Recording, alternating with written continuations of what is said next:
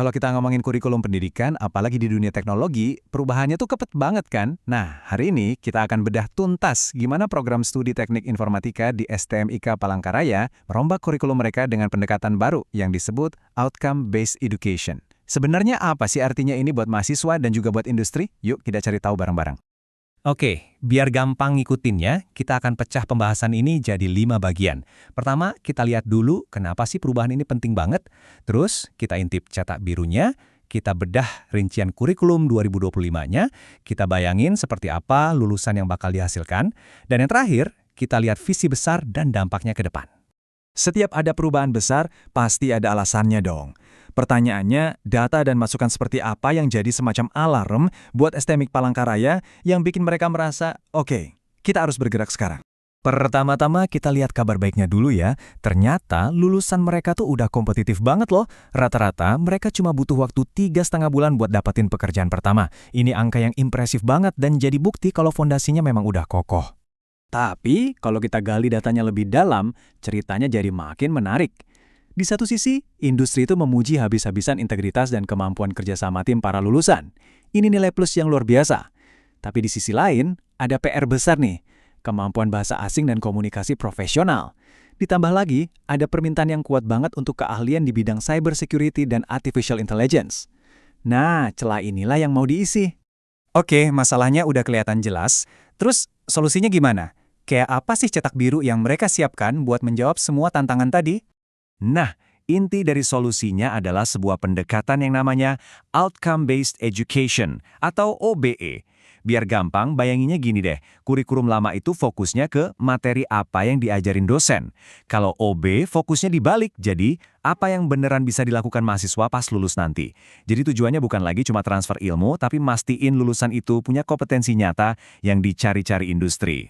Dan ini bukan proyek yang sekali jalan terus selesai, enggak gitu. Mereka pakai siklus yang disebut PPEPP. Gampangnya, ini tuh kayak mesin untuk perbaikan terus-menerus. Jadi kurikulumnya bakal selalu relevan, nggak akan pernah basi. Mereka menetapkan standar, melaksanakannya, mengevaluasi hasilnya, mengendalikan kualitasnya, terus ditingkatkan lagi. Begitu terus siklusnya. Nah, yang paling penting nih, semua ini bukan cuma ide internal aja loh. Kurikulum ini punya jangkar yang kuat banget. Mulai dari peraturan pemerintah, standar kualifikasi nasional atau KKNI, sampai ke panduan komputasi kelas dunia dari ACM-IEEE. Kerennya lagi, nilai-nilai kearifan lokal Huma Betang juga ikut membentuknya.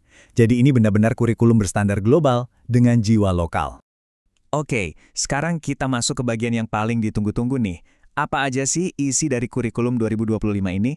Yuk, kita bongkar bareng-bareng. Pertama, profil lulusannya sekarang dibikin jauh lebih tajam. Ada 4 peran utama yang disasar. Dan ini bukan peran di atas kertas ya. Coba deh lihat profesi yang nyambung. Sistem analis, AI engineer, IT project manager. Ini semua adalah pekerjaan-pekerjaan yang lagi panas banget di pasar teknologi saat ini. Terus gimana caranya nyetak lulusan sekeren itu? Caranya, kurikulum ini difokuskan pada 2 jalur tol menuju masa depan. Jaringan cyber dan kecerdasan buatan. Kenapa 2 ini? Karena 2 bidang inilah yang bakal mendefinisikan teknologi di tahun-tahun mendatang. Jadi mahasiswa bakal dapat keahlian yang super dalam di sini. Oke, itu kan rancangannya. Terus, gimana rasanya jadi mahasiswa di kurikulum baru ini sehari-hari?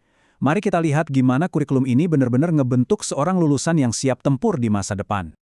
Seluruh perjalanan ini dirancang dalam 146 SKS. Angka ini bukan sembarangan, tapi hasil perhitungan yang matang banget untuk mastiin semua kompetensi bisa dicapai dalam 8 semester. Pas, nggak terburu-buru dan juga nggak kelamaan. Dan coba deh lihat mata kuliah barunya. Wah, ada deep learning, data science, cloud computing, IoT. Ini bukan lagi sekedar skill kalau bisa bagus, tapi udah jadi skill wajib bisa di industri sekarang. Dan yang lebih keren lagi, metode belajarnya pun di-upgrade dengan project-based learning. Jadi mahasiswa nggak cuma hafal teori, tapi benar-benar bisa menciptakan sesuatu. Puncaknya adalah capstone project. Nah, ini momen di mana teori berhenti dan aksi dimulai. Tim-tim mahasiswa akan menangani masalah komputasi dari dunia nyata. Jadi mereka nggak lagi cuma belajar, tapi mulai berkarya. Bayangin, sebelum lulus aja mereka udah punya proyek nyata yang bisa dipamerin ke calon perusahaan. Ini sih game changer banget. Terakhir, mari kita tarik benang merah dari semua ini. Apa sih gambaran besar di balik semua perubahan kurikulum ini? Apa visi dan dampak jangka panjang yang ingin dicapai? Pada akhirnya, ini semua bukan cuma tentang mencetak lulusan yang siap kerja. Jauh lebih dari itu. Ini adalah kontribusi nyata STMIK Palangkaraya untuk mendukung transformasi digital dan mewujudkan visi Indonesia Emas 2045. Setiap lulusan dari kurikulum ini adalah satu langkah lebih dekat menuju visi besar tersebut. Jadi, pertanyaannya sekarang buat kita semua, dosen, praktisi industri, para alumni, dan bahkan calon mahasiswa, bagaimana caranya kita bisa berkolaborasi untuk mewujudkan visi besar ini? Karena kurikulum yang hebat butuh ekosistem yang hebat juga untuk bisa berhasil. Mari kita diskusikan.